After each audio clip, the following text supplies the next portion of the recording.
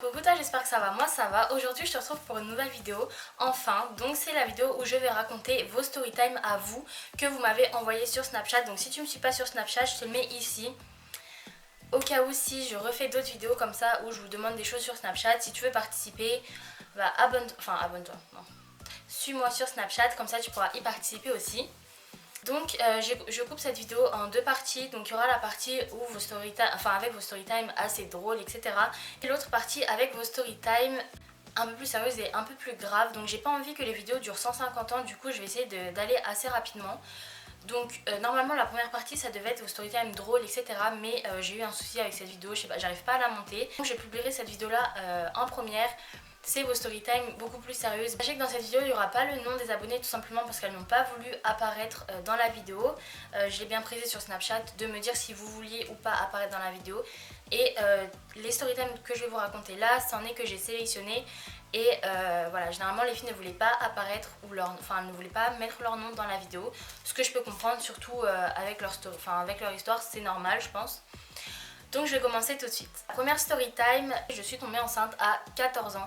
Donc on a dit qu'elle voulait qu'elle s'appelait Elisa. Voilà. Elle voulait se faire appeler Elisa, donc on va l'appeler Elisa.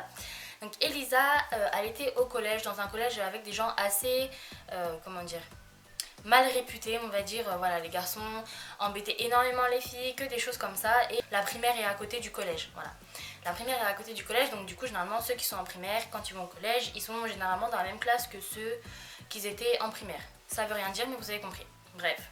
Elle était nouvelle en fait, elle n'était pas du tout dans la primaire qui est à côté du collège. Du coup, elle est arrivée, tout le monde se connaissait et elle c'était un peu genre la nouvelle quoi. Du coup elle s'est fait remarquer, même si t'as pas envie de te faire remarquer, généralement quand t'es nouvelle tu te fais forcément remarquer. Et donc voilà, ils ont commencé à l'embêter, mais c'était pas vraiment du vrai harcèlement, enfin c'était pas du harcèlement, c'était plus des petites taquineries, mais elle a dit que ça l'empêchait pas de vivre et ça la rendait pas triste, c'était pas des choses touchantes, blessantes, méchantes, voilà, c'était des petites taquineries comme ça, un peu genre du bizutage, mais pas au point d'être du harcèlement. Et il y avait un garçon, son année de 6ème elle s'est bien passée. Et elle était en kiff sur ce garçon. Après, en 5ème, ça s'est encore bien passé. Et là, elle a commencé à se rapprocher un peu de ce garçon. Vous savez, pendant les vacances, généralement, c'est là que... Une fois qu'il n'y a plus tous les gens autour, le meneur, il est un peu tout seul. Donc, il change complètement de personnalité, on va dire. Et donc, ils ont commencé à bien se parler, etc. Ça faisait un moment qu'ils se connaissaient maintenant, vu qu'ils étaient déjà dans la même classe en 6ème. Et voilà, elle avait quand même fait une année avant avec lui, etc. Et donc ils se sont mis ensemble pendant les vacances. Pendant ces vacances-là, ils sont hyper approchés et elle a une famille genre hyper ouverte, c'est-à-dire que sa famille préfère savoir avec qui elle est. Donc voilà, moi je sais que par exemple quand j'ai un copain, je présente pas tout de suite à mes parents, voilà, j'attends un peu, mais vu qu'elle était jeune, ses parents voulaient quand même savoir avec qui elle traînait, vu que le collège était assez mal réputé. Ils voulaient être sûrs qu'elle ne traînait pas avec le plus gros délinquant, faut que j'arrête de faire ça, mais voilà, délinquant du collège. Et donc ça s'est fait, ils ont passé les vacances ensemble et pendant ces vacances-là, elle est tombée enceinte, mais elle l'a pas su tout de suite en fait. Après il y a eu la rentrée, ils n'ont pas été dans la même classe à la rentrée et vous savez avec ça il y a l'éloignement, il y a un petit éloignement. Donc elle dit au début on se voyait à toutes les récrés, après c'était que la récré de l'après-midi, après c'était que le soir en sortant des cours quand on quittait à la même heure, etc. Quand elle a commencé à en avoir marre, c'est elle qui l'a quitté, elle lui a dit écoute c'est terminé, on se voit plus. Sauf que quelques temps après, elle a commencé à se sentir pas bien, un peu nauséeuse, etc. Donc elle a dit à ses parents, parce que comme je vous ai dit ils étaient quand même assez ouverts, elle a dit à sa mère qu'elle se sentait pas bien, etc. Sa mère lui a demandé si elle avait déjà eu des relations, elle a dit que oui. Donc le garçon, elle veut l'appeler Kevin.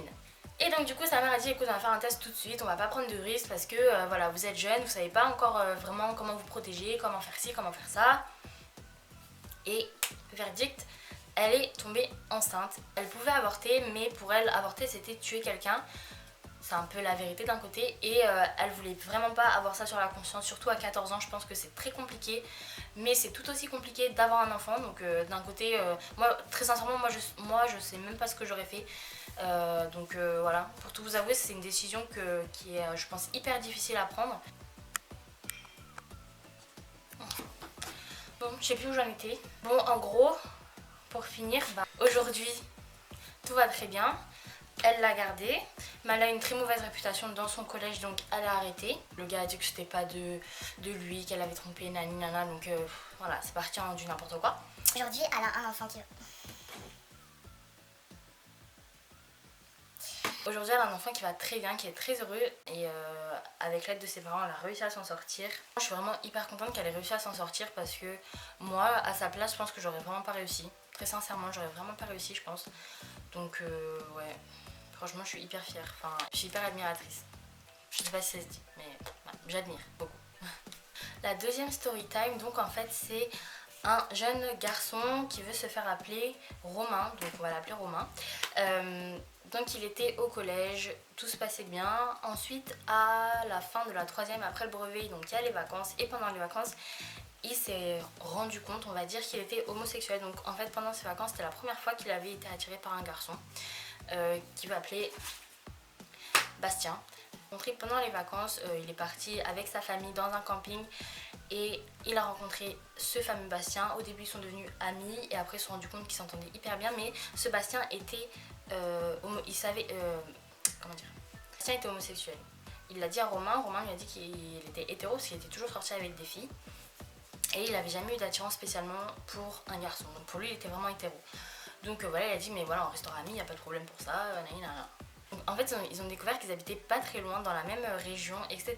Ils sont vraiment éclatés pendant ces vacances, donc voilà, tout se passait très bien. Et à une soirée, comment dire, Romain s'est rendu compte qu'il était légèrement attiré par Bastien, mais il s'est dit, je pense que c'est parce que, je sais pas, il avait jamais eu d'amis comme ça, donc il s'était dit, c'est peut-être qu'on est vraiment genre peut-être meilleurs potes, ou voilà, mais il s'est dit, en si peu de temps être meilleurs potes, c'est vraiment bizarre. Et clairement, c'est Bastien qui a fait le premier pas et qui a embrassé Romain et il l'a pas repoussé, donc voilà, ils se sont embrassés tout simplement. En fait, ils se sont pas dit on est ensemble, etc. mais ils ont continué genre en s'embrassant, etc. sauf que Romain voulait le cacher pour pas que ses parents l'apprennent parce que voilà, pour lui il était hétérosexuel et pour ses parents il était aussi hétérosexuel. Donc ensuite, à la fin des vacances, le jour où Bastien est parti, en fait, il a pas osé en parler à ses parents. Les parents de Bastien sont devenus amis avec les parents de Romain, forcément. Et c'était le soir du départ, donc c'était tous réunis. Et pour se dire au revoir, Bastien et Romain se sont embrassés devant tout le monde, c'est-à-dire devant les parents de Bastien et les parents de Romain. Donc personnellement, moi j'aurais plus eu les couilles de le dire juste à mes parents plutôt que direct embrasser la personne devant les deux familles réunies. Franchement, moi j'aurais jamais osé. Mais franchement, je trouve qu'ils ont vraiment eu du... Pardon, je touche mes cheveux depuis tout à l'heure. Désolée, j'y touche plus. Je les mets en place et j'y touche plus. Du coup, c'est comme ça que les parents de Romain surtout l'ont appris, parce que les parents de Bastien le savaient déjà. Après, à la rentrée, ils ont tout fait pour que Bastien puisse être dans le même lycée que Romain. Du coup, Bastien est rentré dans le lycée en tant qu'interne, mais il est rentré une semaine après parce que c'était pas inscrit, donc des inscriptions qu'on fait après le collège, quoi. Donc du coup il est rentré une semaine après et pendant cette semaine Romain était censé préparer le truc en disant oui pendant les vacances je sortais avec un gars, enfin dire à peu près à tout le monde qu'il était homo quoi. Il a pas vraiment eu le cran de le faire, enfin il a vraiment pas osé, ce que je peux comprendre aussi. Du coup dès que Bastien est arrivé, Romain a dit écoute j'ai pas envie qu'on s'affiche, etc. Bastien forcément ne voulait pas, enfin il voulait vraiment s'afficher parce que pour lui c'était pas une honte et c'était normal. Donc du coup il a dit écoute, il lui a posé une sorte d'ultimatum on va dire, c'est soit on reste ensemble, on s'affiche, soit si on s'affiche pas c'est qu'on n'est pas ensemble, tout simplement. Donc Romain a bien réfléchi et Bastien a quand même, s'est quand même mis en interne dans le lycée pour pouvoir être avec lui, etc. Il lui a quand même bien prouvé que c'était pas une petite relation de rien du tout. Du coup, ils ont décidé d'assumer. Ça a été parce que personne ne l'avait vu dans un lycée, c'est pas pareil qu'un collège, donc les gens s'en foutent un petit peu plus. Mais voilà, il y a toujours 2 ou 3 têtes de cons qui veulent faire leur intéressant, etc. Donc je peux comprendre que c'est difficile de s'afficher. Donc finalement, en gros, il s'est fait harceler par 3 garçons. Il a pas donné de nom. Non, il a juste dit 3 garçons. Donc je vais pas inventer des noms pour les 3, franchement la flemme, on va dire le groupe. Donc voilà, très clairement, il me dit pas exactement ce qu'ils lui ont fait, mais c'est plein de choses. Il s'est fait frapper à la sortie, il se faisait pousser dans les couloirs, il s'est fait insulter de tous les noms, PD, tapette, je sais pas, bref, il y avait des regards, il y avait des rumeurs, il y avait des tas de choses. Il y avait des tas de choses, il y avait plein de rumeurs, il y a eu plein de choses sur eux, mais ils sont restés soudés et aujourd'hui ils ont passé leur bac ensemble et ils sont toujours ensemble, donc ça fait combien de temps il a dit ? 3 ans et demi, donc ça fait 3 ans et demi qu'ils sont ensemble, donc je pense qu'ils se sont bien trouvés.